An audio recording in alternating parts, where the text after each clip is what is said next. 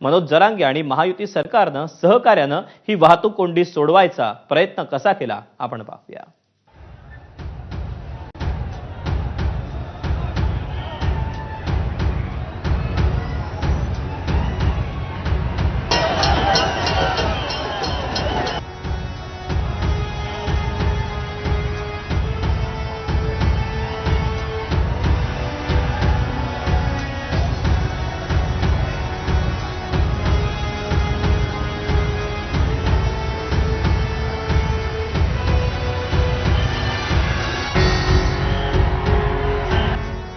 मुंबईकडे येणारे सगळे रस्ते मराठा आंदोलकांनी भरून गेले होते।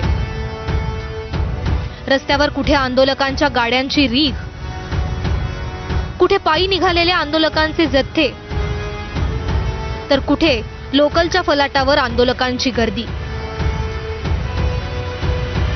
गुगल मॅपवर अनेक रस्ते लाल रंगात दिसत होते।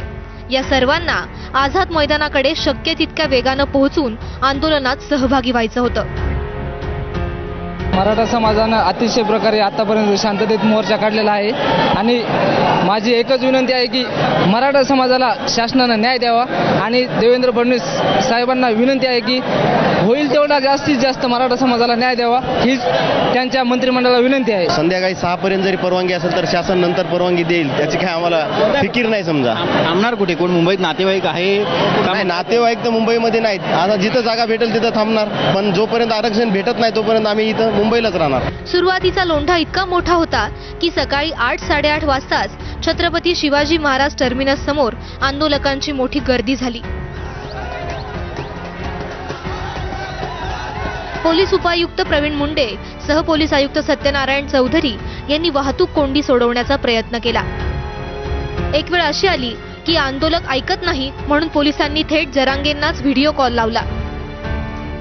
बाहेरची गर्दी हटत नव्हती म्हणून स्टेशन मधली फलाटावरची गर्दी वाढू लागली।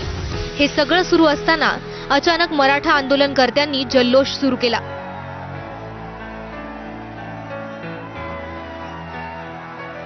मराठा समाज काय मूर्ख आहे का इथपर्यंत यायला? त्यांना माहिती असून सुद्धा बाकीच्या लोकांचा राजकीय बळीपोटी फडणवीस सरकार हे निर्णय घेतोय। आजच्या तारखेमध्ये जोपर्यंत आम्हाला कुणबी आणि ओबीसीतून आरक्षण मिळणार नाही तोपर्यंत आम्ही मुंबई सोडणार नाही। बेहतर आमचा जीव जाईल पण आम्ही मुंबई सोडणार नाही। तुम्ही लवकरात लवकर या आरक्षणाचा निर्णय घ्या, अन्यथा याला होणारे परिणाम हे तुम्हालाच भोगावे लागतील आणि तुमच्यासह केंद्र सरकारला सुद्धा भोगावं लागेल। सरकार पडल्याशिवाय राहणार नाही। मराठा आरक्षण घातल्याशिवाय मराठा समाज मुंबईतून हटणार नाही।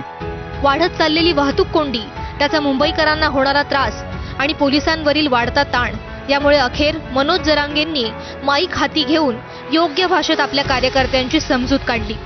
सरकारला पोलिसांना सहकार्य करण्याची विनंती आंदोलकांना केली। वाहतूक पोलिसांनी आज फ्री वे मराठा आंदोलकांच्या गाड्यांसाठी मोकळा ठेवला होता।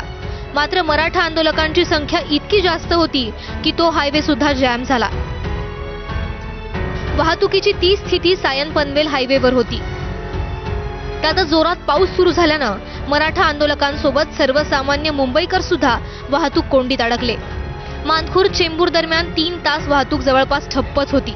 अखेर पोलिसांनीच एक पर्याय दिला। सकाळपासून जवळजवळ 750 वाहनांना या ठिकाणी पार्किंगची सुविधा उपलब्ध करून दिलेली आहे। तसेच एपीएमसी मार्केट याच्यामध्ये सुद्धा आम्ही काही गाड्यांना पार्किंगची उपलब्ध सुविधा दिलेली आहे।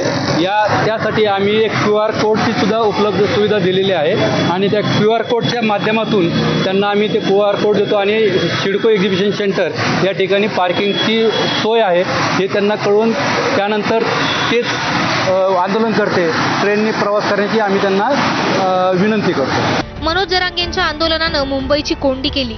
या आंदोलनात अटी शर्तींचं उल्लंघन झालं, कायदा मोडला म्हणून त्यांच्यावर FIR दाखल करावा अशी मागणी ॲडव्होकेट गुणरत्न सदावर्तेंनी केली।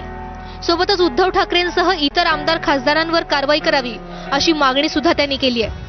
मनोज जरांगेचा फक्त मुखवटा आहे आणि राजकारण ह्या आंदोलनाचा आत्मा आहे।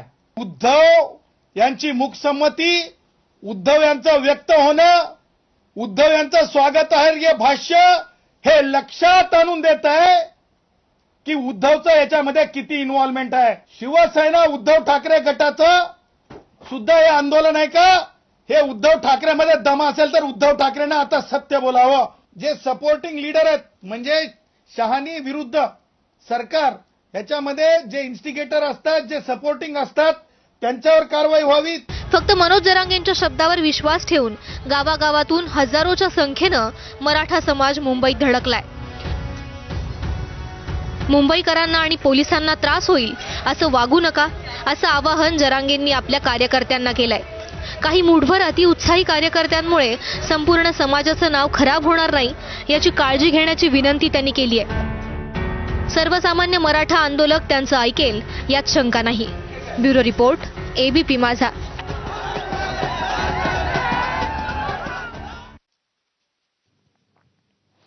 आणि यानंतर पुन्हा एकदा नजर